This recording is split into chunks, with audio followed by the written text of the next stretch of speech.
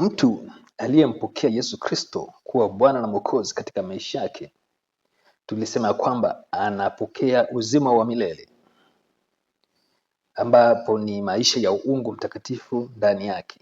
Maisha haya yanaongozwa na Roho Mtakatifu. Kwa kifupi, Roho Mtakatifu ndiye anayebeba maisha ya uungu mtakatifu ndani ya muamini. Sasa huyu mtu baada ya kuokoka, Biblia inasema anazaliwa upya, anakuwa mtoto wa Mungu. Hivyo sasa yeye anapoenda mbele za Mungu anamwendea Mungu kama baba yake. Kwa hiyo huyu mtu kabadilisha mahusiano kutoka kumuita Mungu kama muumba wake, anamuita Mungu kama baba yake. Haya ni mahusiano muhimu sana ambayo mtu aliyemwamini Yesu Kristo kwa Bwana na Mwokozi wake anayajenga pale ambapo anamwamini. Kuona kuta akishajenga ile, anarudishwa pale mahali pake pa awali ambapo Adam alikuwa anaishi vile. Adam alikuwa anaishi na mahusiano ya karibu sana na Mungu. Kwa hiyo baada ya mtu kukuka, anarudishwa yale mahusiano na anaanza kumuita Mungu baba yake. Nikisema baba yake, naongelea issue ya mahusiano. Ni kitu muhimu sana. Ni kitu muhimu sana kwa sababu mahusiano ni kila kitu. Ngoja nikutolee mfano. Katika serikali ya Jamhuri ya Muungano wa Tanzania, Rais wa Tanzania Mheshimiwa Mama Samia anaongoza watu mbalimbali wakiwepo watoto wake na raia wa Tanzania. Ninapozungumza watoto wake na raia wa Tanzania, hapa naongelea mahusiano tofauti. Rais wa Jamhuri ya Muungano wa Tanzania ana mahusiano ya karibu na watoto wake kuliko wananchi wa Tanzania. Kwa mfano, mtoto wa rais anapotaka kwenda Ikulu hawezi kufuata zile protocol kama raia wa Tanzania anapotaka kwenda Ikulu. Kwa nini? Kwa sababu huyu ni mtoto wa rais. Ikulu ni nyumbani.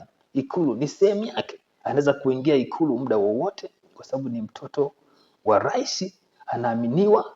Hayo ni mahusiano. Hiyo ni nguvu ya mahusiano.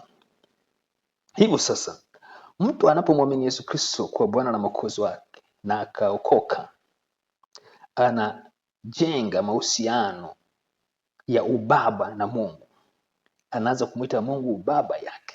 Na ndio maana anapoenda kuomba anasema, Baba yetu uliye mbinguni, jina lako litukuzwe. Kwa sababu hiyo ni mahusiano. Lakini mtu ambaye hajamwamini Yesu Kristo kwa Bwana na Mwokozi wake hawezi kutumia neno baba kwa sababu hana mahusiano. Hana mahusiano. Hata akijaribu kutumia kwa sababu moyo wake unamsuta, hana mahusiano. Kwa mfano hata Tanzania na viongozi wengi wanajaribu kumuita rais kwa jina la mama kwa sababu wanajua hilo jina linapunguza protocol, linarahisisha mambo. Kwa hiyo wanajaribu kumuita mama ili wa bypass baadhi ya protocol, wajenge mahusiano ya karibu. Lakini kiukweli wanajua Mama Samia sio mama yao wa kuzaa. Wao ni raia wa Tanzania, wanatakiwa umuite Mama Samia kama rais wa Jamhuri ya Muungano wa Tanzania. Wanaotakiwa kumuita ni watoto wake tu kwa sababu hao ndio wana mahusiano halisi. Hivyo sasa mtu anapookoka, yale mahusiano yanakuwa ni vile vile. Yeye anakuwa amekitishwa pamoja na Kristo mbinguni. Kwa hiyo yeye ni sehemu ya ufalme.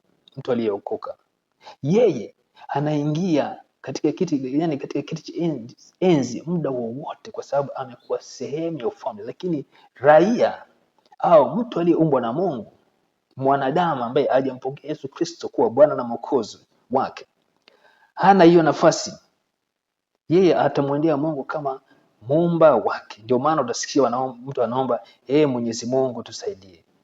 Mungu tusaidie. Na wewe wakakusikia unasema baba yetu, na kushangaa sema utamhitaje Mungu baba?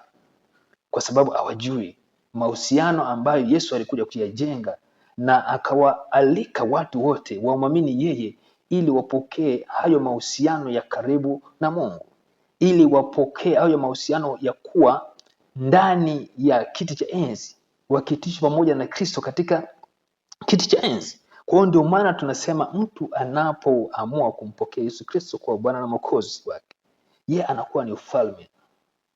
Yeye anakuwa mtu wa thamani kwa sababu anarudishwa kwenye ile hali yake ya awali ya mahusiano ya karibu na Mungu.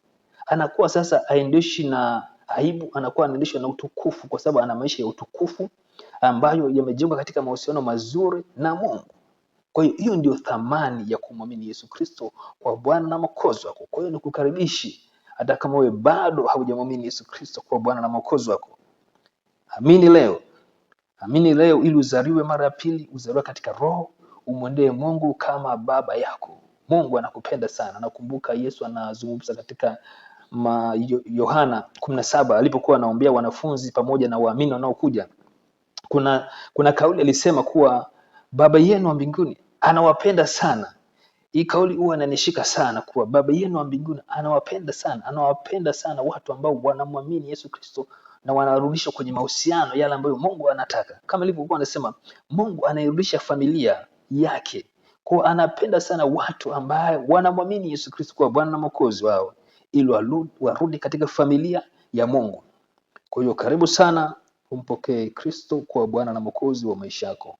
Ni uamuzi ambao ni muhimu sana, ni uamuzi ambao hautajutia, ni uamuzi ambao utarudi kwenye sehemu yako ya awali. Hapo ndipo mahali pako ambapo unatakiwa urudi.